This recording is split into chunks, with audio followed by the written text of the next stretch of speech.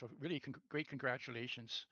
Um, I voted for you also last year, but I'm glad that you made it this year. And I'd like to lead off with one question which really struck me last year and also this year, and that is, how did you ever get a hold of such a fantastic site with all that forest, right? So close to Bangalore. I mean, that's really an amazing place you've got there. How did that happen? So thank you. Actually, wasn't such a fantastic site to start off with. So transit, That's true. back in the 90s when Hariharan released, and I hope he joins us on this call, who founded this place. This place had a few ancient and beautiful trees, but a lot of it was very rocky and very barren. So transcendence is a lot of regenerative uh, work which has happened here. Initially, by uh, uh, by doing a lot of planting by the people who built this place, and then as we took over and people were very into it, two people who are really majorly into the green scene here are Girija and Vinita, and they both have very interesting stories to share about how they regenerated this whole place. Uh, so, any one of you who is up to sharing more, please go ahead. Let me share about the trees first, because I might have to leave the meeting. And Girija is the permaculture expert, so she can follow.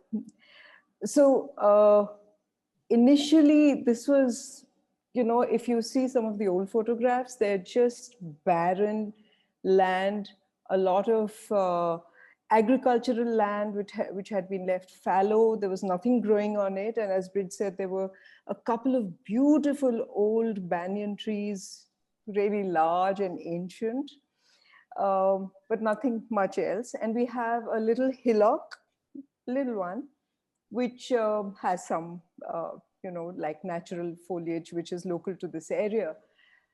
And then over the last 20 plus years, different people have been planting and planting and planting. And it's very difficult because if you plant 100, 5 or 10 will survive.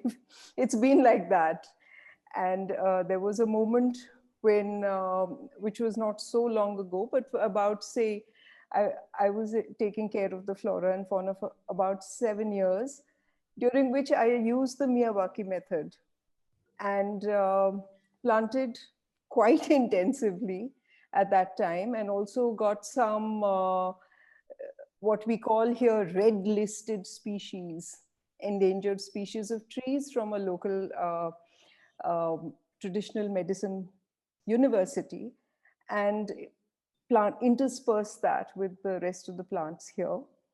Apart from that, we've also tried to look at the canopy being at different levels. So we have coffee, and then we have creepers at another level, and we have some really old high trees for a high canopy, because for coffee you need a lot of high forest shade. And so there's this mix. We get some coffee. A lot of us drink the coffee that is grown here, but not that much. And it's quite, sorry? I said I drink all my coffee which is grown here. I drink all my coffee which is grown here. Green beans roasted over the stove in a colander sort of thing, and then ground every 3 or 4 days, fresh coffee, which is absolutely lovely. And we are totally organic. We do not use any pesticides or sort of fertilizer or any of that. We lose a lot of our lemon trees and citrus because we get borers, but we don't resort to using harsh chemicals. So we keep trying different things, using turmeric and neem and other things like that. Yeah, and there's been a lot of people here who have been running the place have made, they've done a lot of water conservation by digging huge, pits in areas where the water, because the topography is such that we're on a rocky slope. So everything, all the water that falls in the rainy season just goes off, and we have a lake close by in the village. A lot of it goes there. So to conserve that water is very difficult, but because the trees have grown, the roots hold the water. So there's been quite a change. And now I'll leave it to Girija. Girija, would you like to carry this forward?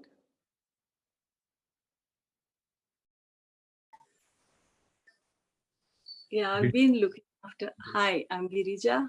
I've been looking after. I'm a retired pathologist. So from a medical background to permaculture is a huge shift. But since we started living here, we always thought about growing our own vegetables organically.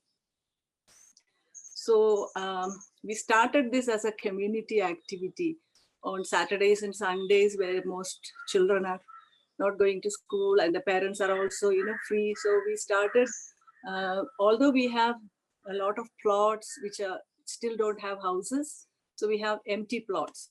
So we started using those first of all to grow everyday stuff like spinach and coriander, and slowly we started, and by the end of the 4th year we were almost self-sufficient. Whatever we need for the community here, we started harvesting. Whatever excess was there, we shared with our workers, our housemates, and various people, and even school children, nearby school children. So that's what we did. And luckily, the permaculture method allows you to use whatever is locally available, like green leaf, dry leaves, all the compost we make here, and also the household waste, everything, we started using it. And also from the 2nd year onwards, we started making our own seed bank from the organic seeds from what we grow. So like that, it continued. I don't know what else can I add to this bridge. No, I think it's in fact, I think I moved here in like the mid 2000s, and a lot of tree planting work had already been done. And that's when I came across a BBC documentary on permaculture. And that's when I realized actually maybe we could have planted more edible trees. So we could have had a food forest right from the beginning. So we got started with permaculture a little late. Uh, uh, so we've done on the empty plots, and I mean, if we were to do this again, I think I would love for us to go and do some drawings and do more food forests here, with a lot of perennial species. I have 2 more points which I had missed out. One is that the biodiversity here is very rich, because we've taken care of that, and we continually take care of that. And we have a lot of animals. Animals means we have snakes. We don't kill them, and they're quite venomous. Some of them, we have cobras and Russell's vipers and kraits and all the rest. And we have people who are trained to pick them up with snake catchers and relocate them. So it's not unusual for us to hear that in somebody's house there's a snake in the bathroom or one outside. I mean, I've lost a puppy to cobra bite and so on. So this is normal. We have toads and frogs, and there's a racket in the ponds during the monsoon. It is so loud. We have centipedes and scorpions and millipedes, and we have a lot of bees. We were keeping bees at one time, and then it stopped because the person who was handling the bees just couldn't manage them for some time. So he said, I'm going to do it again later, not just now. What else do we have? We have so many little animals, and nothing is killed. So they are picked up gently and relocated, and that can be a little difficult given. We have peacocks visiting us. Oh Peacocks. yes, yes, peacocks. And Manjunath will talk about all the birds, and the insect life has really grown. So we have people who are going to bring in different. So these were the 2 points I forgot. If I remember anything else, I'll bring it up. Yeah, one thing I can tell you right away is we moved in here around 2003. And we are blessed because the 2 banyan trees that they mentioned about are right next to our house. They say it's about at least about 400 years old. During a particular season, I think it's about October, November. I think when the fruit starts coming in the banyan tree, there'll be a ruckus of birds. Like you in the morning they wake you up at around 5:30 because there's so much screeching that happens outside. That's a wonderful way of getting up in the morning. And in the evening, when they come back to their nest, the same thing happens. Now we have laughing owls. I think maybe Manju is the right person to talk about birds. Maybe I should just let him. That's one of the things that's our campus is blessed with. Manju. Yeah, yes. Kumaran, by the way, yesterday I was around the banyan tree and I saw a migrant bird, which usually is not seen through the year. It comes, as you mentioned, October, November. So October, I saw it's a brown flycatcher, very, very small, tiny bird. And, we have noted and captured pictures of close to about 75 varieties.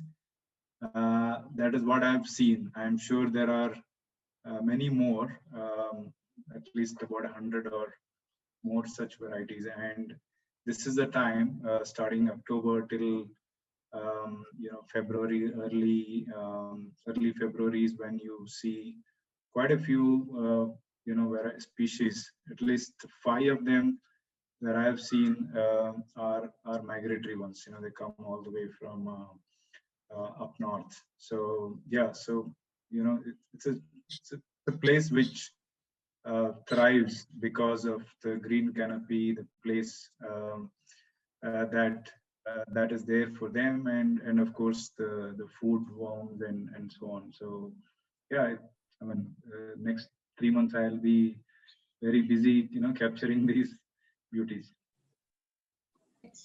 Just wanted to just add one tiny thing. There is I think it's a sunbird that has made a nest, the hanging nest. We have a nest right outside our inside. kitchen. Okay. So we kind of cordoned off that area. Yeah. So we that moved all the noisy machines outside and closed the door. Kind of we restricted our movements in that area. So it is happily sitting. It's so beautiful. I think you should come with your camera one day because you can see only his beak outside the nest at any point of time. No, you are talking about sunbirds, which are very small, but I was one of the earliest residents. So in 2002, I had the this thing to watch 6 wild elephants walking right in front of my house. Wild elephants, the whole herd of elephants coming for water because our pond was full. Although we didn't have enough foliage those days, but just they came for water.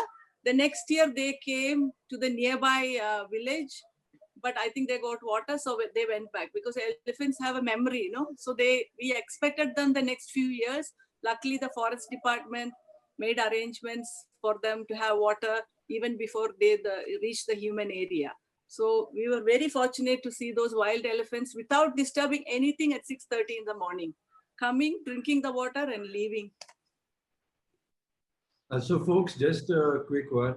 We have Hariharan who's joined us. He's the man who actually started this and thought of and dreamt of this whole concept of the TI Ecovillage. So welcome, Hari, and if you have your camera on, do turn it on, please. Thank you, Bridge. Hello, all of you at Transcenders. Hello, Abby. Nice to sort of meet you like this. Bridge and Kumaran have been gracious and invited me to be here. I think the credit entirely goes to them, as I said yesterday to them. Bridge, I'm not keeping my video on because I'm in a car and, it's most conducive just now to be turning it on. Yeah. Now, you'll have to guide this, Bridge, as to what you want me to talk about. You know the extensive notes that I sent you this morning. Go on, Bridge. Actually, I'm going to give it back to the gen team here, Ross Jackson, Abby, Gabrielle. If you have any founder-related questions, Yeah, I'll just take it back to say we don't have anything specific. We're just here to celebrate you. You've already proven that you're well deserving of this award. So it's just a chance for us to see all the smiling faces and hear more about the story. And we don't have anything particular, just to celebrate with you, and we'll share this with the rest of the network. But I also wanted to add, because you've said a lot about the ecological stuff. And even as you're each talking, I noticed the smiles between each of you. And so I sense that the community is there as well. And I'd love to hear about your journey with Jen as a network, as a community, and sort of the social side of the work that you're doing as well. Well, the first thing I must say is that, these people have been wonderful in the ways that they, chose to go with the idea, share the sensibility and the concern in those early years, but more importantly, stuck to the course in some ways, like just now you heard Mrs. Ramesh Babu saying, Girija saying that, those were times when we had certain kinds of wilds coming in. These were not people who were used to that. These are, shall we say, urban animals in a certain sense that they were when they came into the space. And there's been a transformation, very palpable. How they take it forward from here, what they want to do with that. Like you said, this is a moment of celebration. But if there is a way that this award sets them thinking and has them come together to see what they can do to further rejuvenate and strengthen the ecosystem that they today inhabit, that would make a great deal of sense for themselves, right? That's all I will say.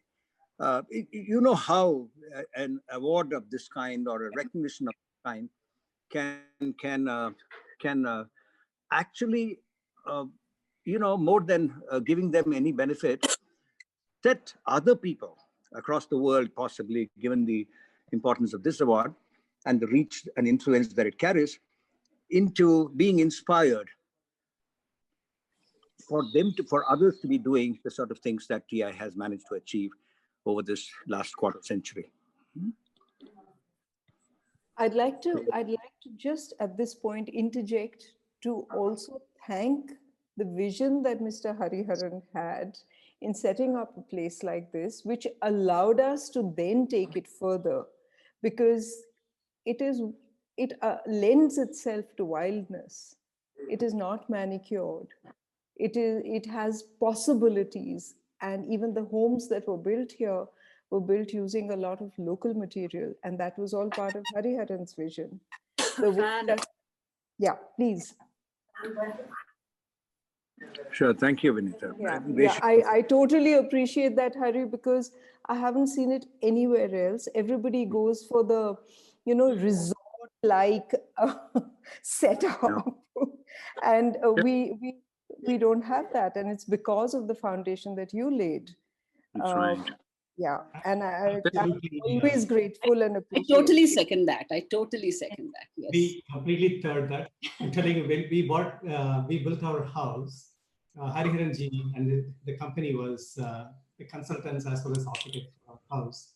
We used completely either recycled wood or the natural material, and even the bricks that were used for our house was from the soil that was excavated for the foundation. So he introduced something called soil SSB, stabilized blocks. Soil compressor. Soil compressor, yes. Blocks, and it was really very nicely done. And people who come to our house, the first thing that they comment about it is two things. Right. First, how cool it is, because he used to say the walls breathe. Yeah. So it is breathing. And we have rainwater that sustain us nearly 6 months without failing us. It's really wonderful. And absolutely. Solar power. We are very grateful, Mr. Hari. Absolutely. Yes. No. Thank you, Vijay. Hello, Reshma. You haven't aged a day since I last saw you. And thank you all for being here.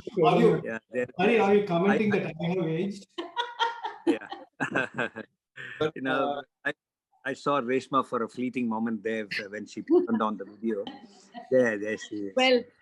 Well, actually, I must add, I'm a grandmother now, and wonderful. 2 years ago, I actually, talking of animals, I wanted to add. 2 years ago, I saw the most handsome panther just here by our gate. He was really very handsome. And my granddaughter today, she's just 3.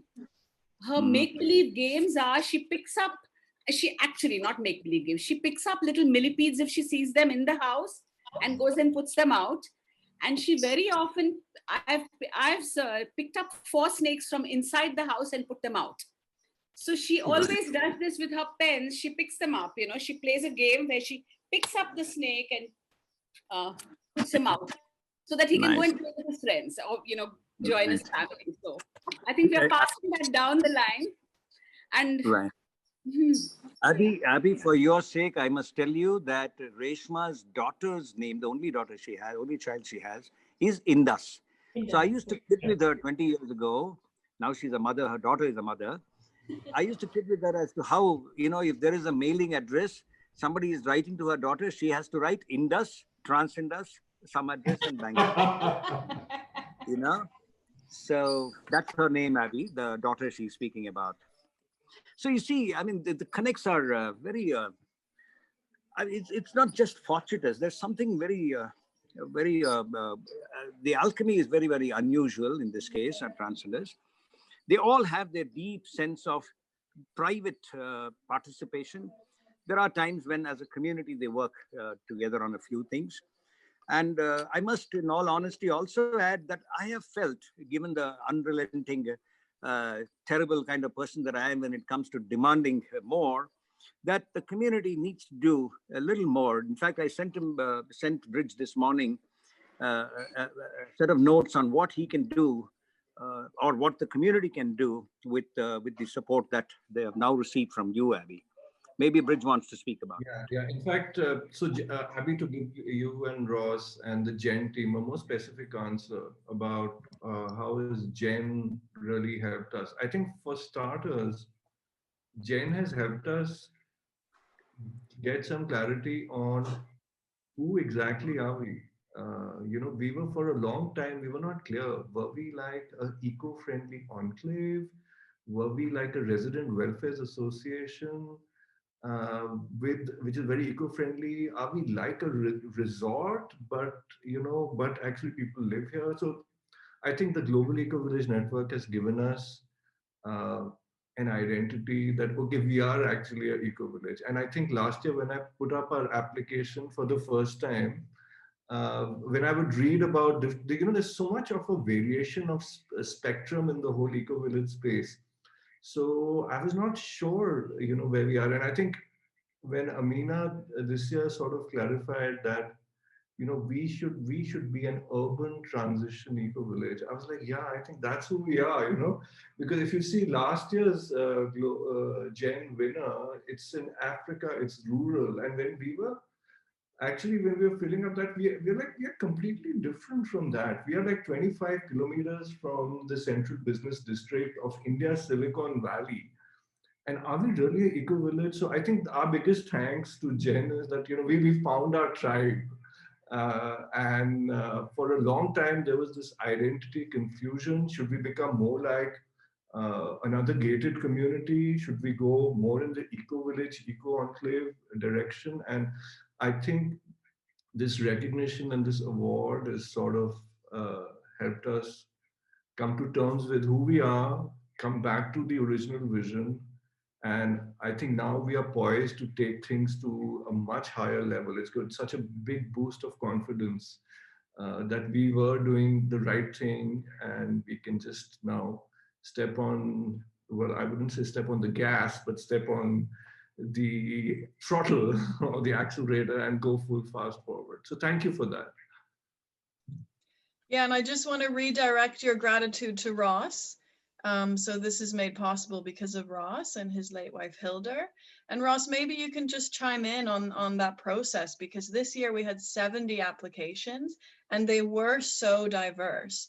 So TI Ecovillage really stood out as that urban, something unique. It's different than last year. It's in the Genoa region. So Ross, maybe just chime in on how the jury saw this project particularly standing out and fitting in within Gen, which is so diverse. Yeah, well, there are so many different aspects in judging the different communities. You know, as it was said, there's an enormous diversity across the globe of members, and I tend to like to prioritize those who have been around for a while and who have a concept which is inspiring for others. And I think the TI Ecovillage just really fits that like a glove. And as I mentioned in my introductory remarks, I was also very impressed with the site and with the nature around this project. And I like your attitude, the way you use local materials, the way you have a community that's self-sufficient and so forth. I mean, this is a great model. And in that connection, I'm just wondering one thing, and that is, I think it's very important that other communities in India become aware of what you're doing so that they could possibly replicate these ideas, because I mean, it is really so important. And I noticed that you mentioned in your remarks about the community that you do not normally invite visitors. And I'm just wondering whether, why is that? And is there a conflict here between the need to spread the word among your other communities in India and this idea of not having too many visitors? It's sometimes a very fine balance, but could you comment on that? Yeah, I think it's a tricky one because at one side we do feel this place is very special, and we are all very sort of major peace seekers, and we like it quiet.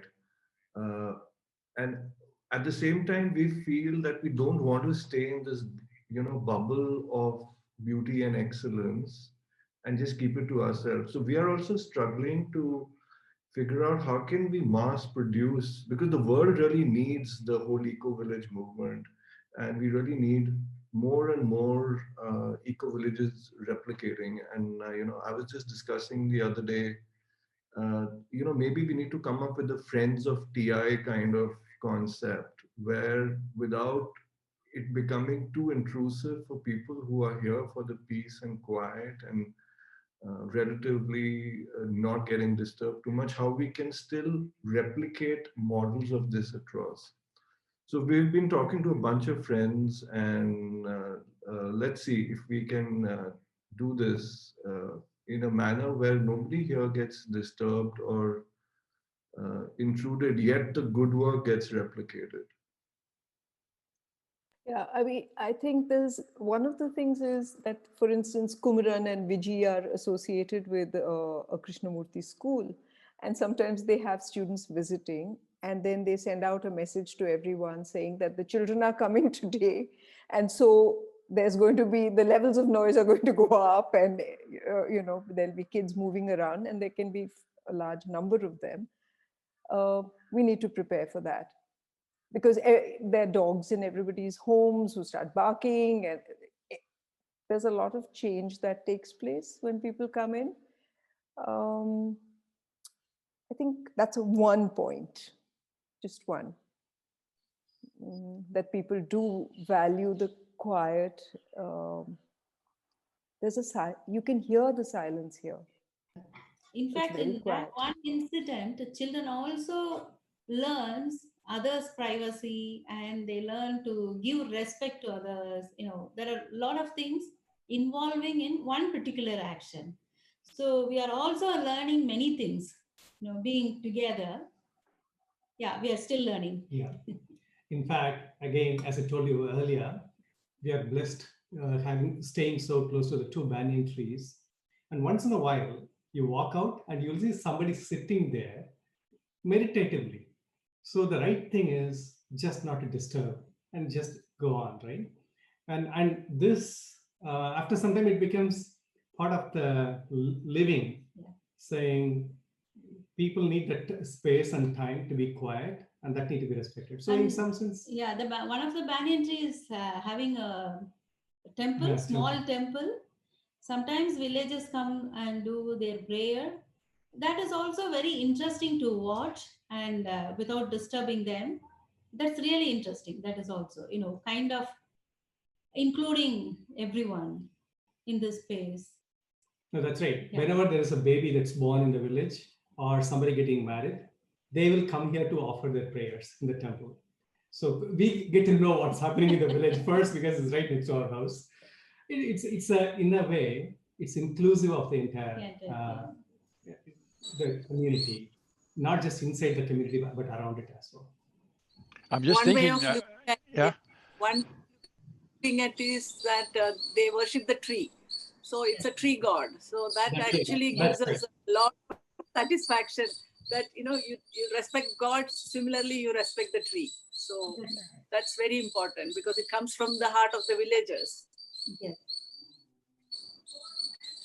And we have other visitors. For instance, the two Spathodias, which are the Malaysian tulip trees next to my house, are in full bloom, and each of the flowers is about that big and it's full of nectar. The racket, the bats and the birds, so we have visitors of that sort, a lot of them. So Ross, the short answer to your question is, if you want to, the backdoor entry to this place is that you have to be a tree temple visitor. Come here. So that's I would say the little hack we are telling you. Okay, I just had a thought, I appreciate what you're saying about the need for privacy and so on. And this is common in many ecovillages. In fact, in many ecovillages, there's really only maybe one or two people who are very active in terms of outreach. And most of them are just, taking care of their daily lives.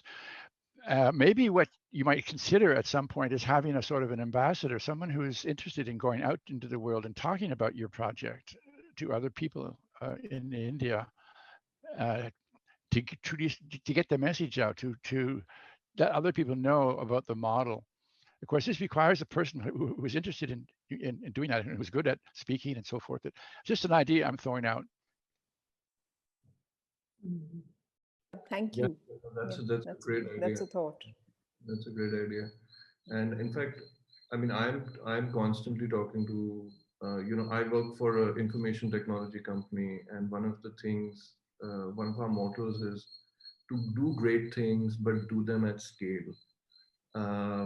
And it's a very large information technology company I'm at. So I'm constantly looking at transits and saying, this is great, and we somehow need to really scale this, because we can stay in our little bubbles and feel this is great, we are saving the world, but just a few kilometers from here and the world is still in a big mess.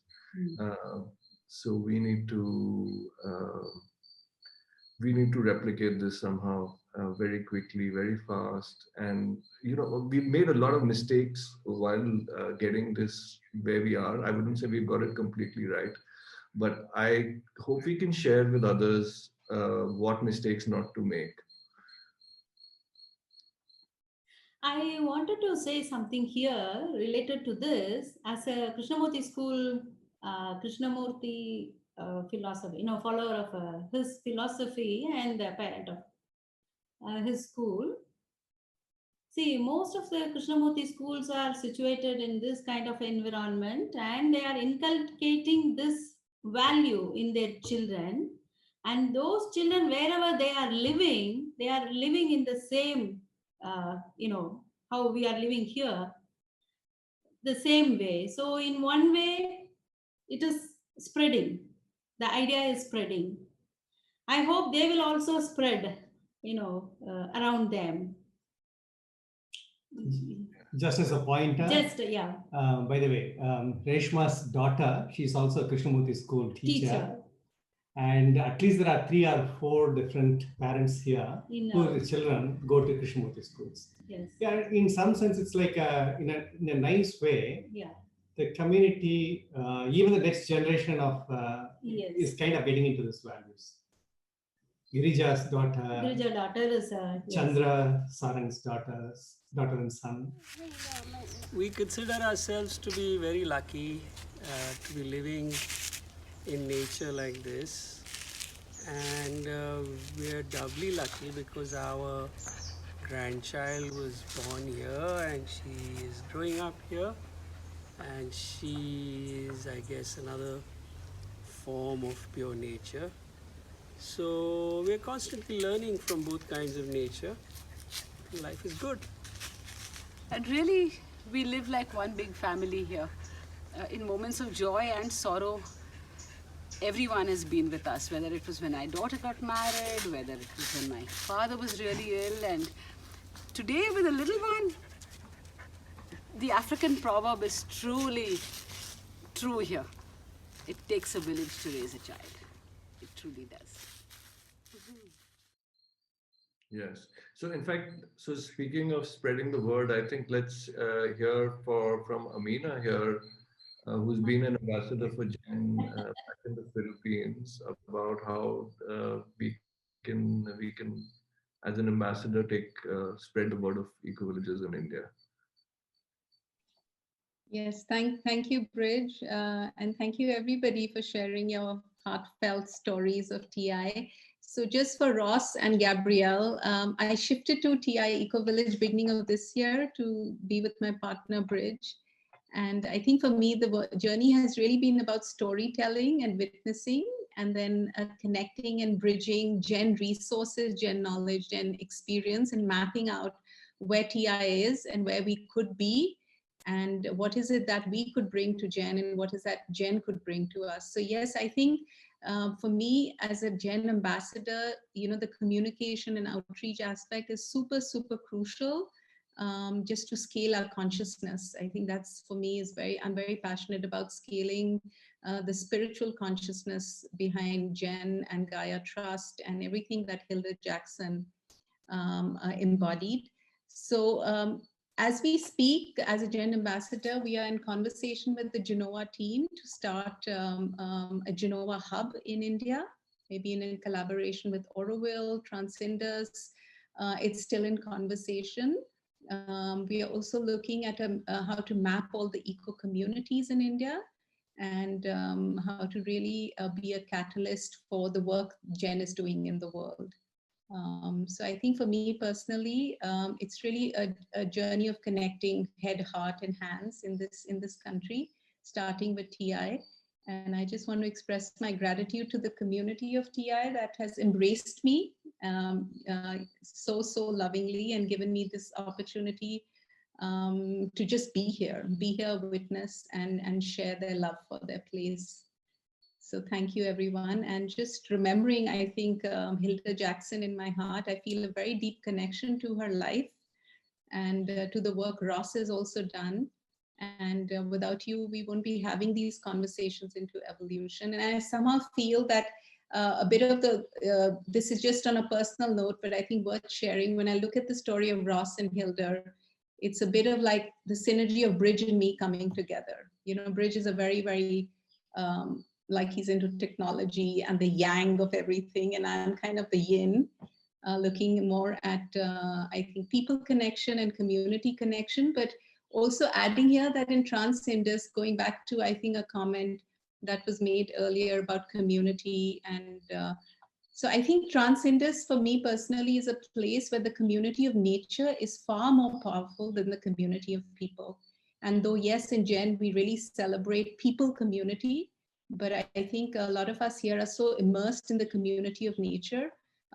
That's where most of our time and energy goes. So that's why the stories about nature are much more than about human interaction, because we are really in service to Gaia. So I think that's one thing we want to really celebrate, is that we are as significant or insignificant part of the whole plan of this planet and the universe. I think we also live as one big family. In fact, when my daughter got married, everybody opened up their homes and their guest rooms were given for all the guests to live. And when my dad was very, very ill, one day one person would come with hot soup and another day somebody else would come with hot rasam, So the social unity is also as strong. At least that's the way I look at it. Dogs, community dogs. You are muted. Oh, okay. That's okay. Yes, I think the community of dogs, I'm not sure if we mentioned it in our application this year, but we have one gentleman here who dedicates his life just to dog life. So not just dogs and transcenders, but in, I think, kilometers around perimeter, he goes and every dog knows him and he takes care of them. Some come home to transcenders. We also had a dog care center where we were offering veterinarian facilities for these dogs. And so yes, he's really special, where his community of dogs for him is super important. He doesn't have too much time for human interaction because his community is dogs. So this is really incredible to hear about all of these stories, you know, and I think we could be here for hours listening to so much inspiration and the process you're going through, you know. And as Abby mentioned, you know, we can see by the looks and the smiles about this solidarity and community that you share within yourselves, you know, and this is so inspiring. Before we wrap up, I would just like to hear a bit about this tension of being so close to such a huge city as Bangalore. You know, it's an 8.4 million inhabitant city, and people have, I mean, people that don't know very much about ecovillages usually have this idea that ecovillages are in the rural area. So I would just like to hear how you guys address this question of being on the outskirts of a metropolis.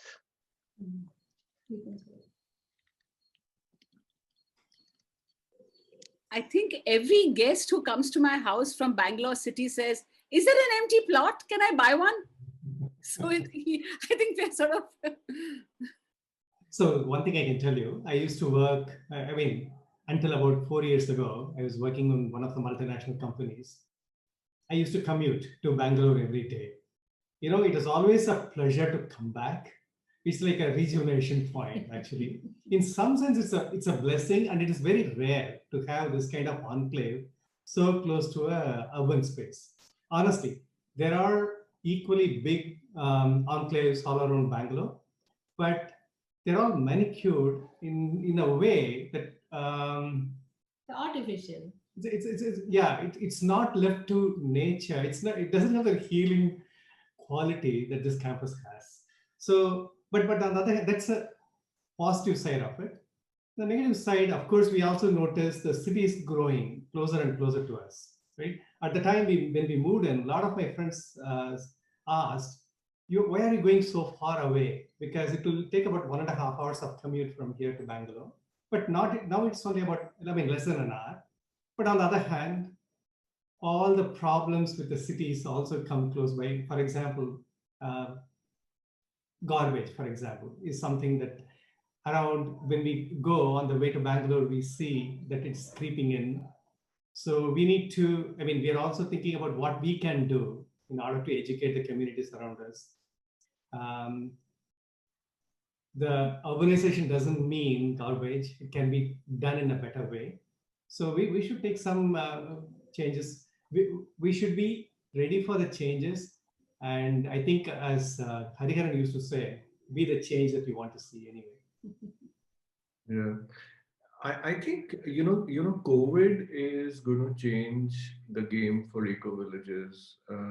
And, especially, I think with people being locked up, and Bangalore, the city is basically a lot of flats and apartments, and people just find it very convenient to be near the workplace. So I think with people having been locked up for so long like this and no longer going to office, like in a company like mine, they're saying there's no need to come back to office, or only 25% of you will really come back to office. Yeah.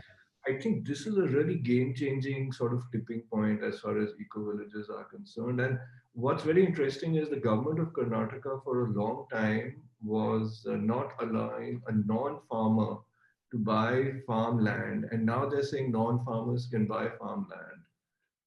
So which means that all these Silicon Valley workers and IT workers who are really looking at buying villas or fancy apartments are, especially post-COVID, going to think, do I really need to buy that? I think I should buy some type of a farm where I can do regenerative agriculture or permaculture or something similar to Transcendus.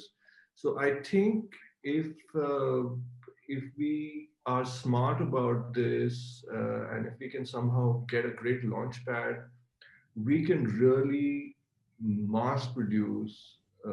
I hate using that word because it's so industrial, but really mass produce the eco-village movement. In this new context. I mean, I intuitively feel I think the time has come now. So I hope we can all put our heads together and just make this happen, not just in India but across the world. I have a follow-up question to the last one, and that is, in many eco-villages around the world, one of the problems is that there are no jobs right locally, and so a lot of people have to commute to the nearest town or city. And I'm just wondering what your situation is. I mean, do you have people who have to commute in order to be living here, or are there jobs in the community that people can keep people occupied and at home? Yeah, I mean, because I guess, I don't know if this is Bangalore specific, but about half of the people in Transcendus, or even more than half, I would say almost 70% of the people are doing work which can be done online. It's IT, information technology, or somehow it can be done on the web.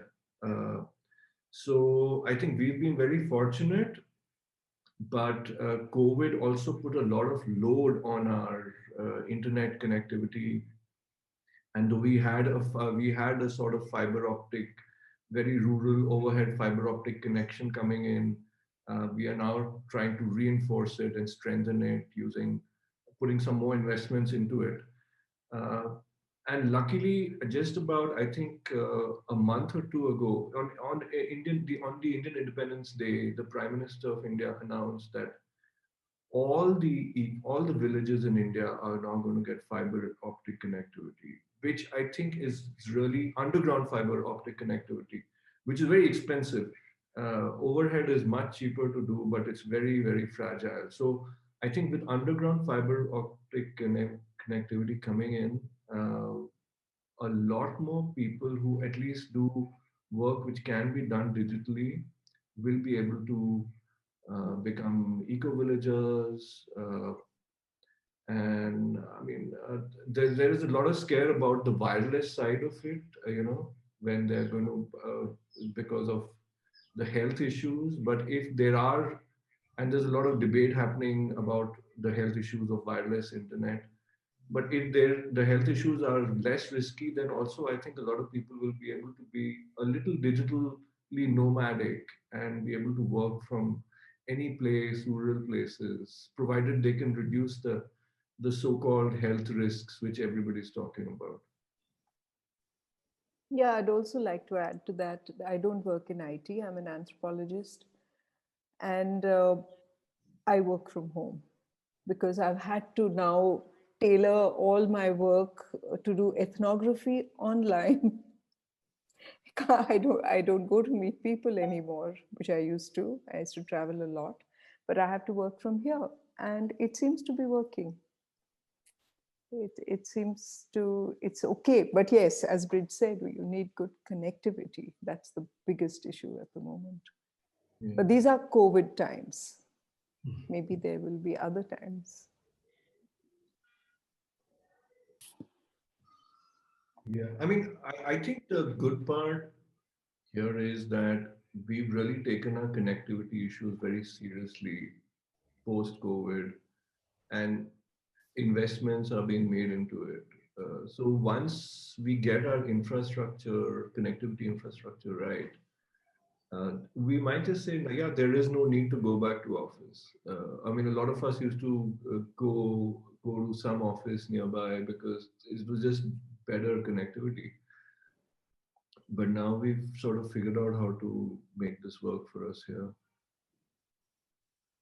And I think I would just like to add here to Ross's question. One part is employment within, I think, eco-villages, living in the community, and the other is the employment opportunities that we can create as eco-villages. So the other day I was talking to VG and Kumaran, and they had some brilliant ideas how we could address unemployment around our villages by creating centers of skill development and upskilling, and using our privilege to create more employment. As we already mentioned, that we do employ a lot of people from the surrounding areas. And I think as we go forward, we're going to continue to ideate how we can leverage our privilege, our connection to technology, innovation, and get, working with their wisdom and bring about kind of a win-win situation to create new enterprises which honor cultural traditions and ancient wisdom. And I think we've done that in the past. If Girja's still here, they work with a lot of women in the communities. If Girja would quickly like to add, and I think that can be scaled and that could be revisited, redeveloped as a model of employment, where people don't need to go into traditional works, but create enterprise where everybody is, and maybe a regenpreneur or, environmentalpreneur, working with resources of nature. Yeah, what we did was we set up a community center outside TI, and we started with children, teaching them English, computer education, reading books on Sundays, like that. And then slowly the mothers started coming. So we got magazines and newspapers for them to read. And slowly I understood the mothers come and wait for the kids to finish their thing. So then we thought we'll teach them something. So those days, plastic was not so talked about, but still we taught them how to make cloth bags and also bags made of plastic wires, which last about 25 years and it can carry, heavy things. So these were the kind of things, the ladies could also earn money by making these bags and taking to the city and selling it. So this was one of the things we did in early days. This is really inspiring, and I think it's a good note for us to wrap up on, so I just want to show our appreciation again to you, your incredible community, and how much inspiration you bring. And, this award is a recognition of the path you have since 1995 when you started. And we surely wish you, all the best in the years to come. It's just the first quarter of a century of your community, and we're sure there are many more quarters and centuries to come. And yeah, we just wish that, the model that you're developing in TI Ecovillage really inspires other communities and other people in Bangalore, in India, and all across the globe, so that we can strive. I resonate with what Bridge just said. It's really a moment of truth right now, and I think this award comes in a special moment to your special community that represents a lot of what's happening in the world right now. So yeah, just want to appreciate this beautiful journey that you're on, and it really truly represents the journey of humankind and of Jen, what we're striving to achieve. So thank you so much for your work. Thank you very much. We just want to close by saying once again, I'm very, very pleased that TI Ecovillage won the award this year. You certainly deserve it, and I really hope that your model can be replicated elsewhere. So thanks very much. Thank you. Thank you so much. Thank you so much. Thank you. Thank you. Thank you.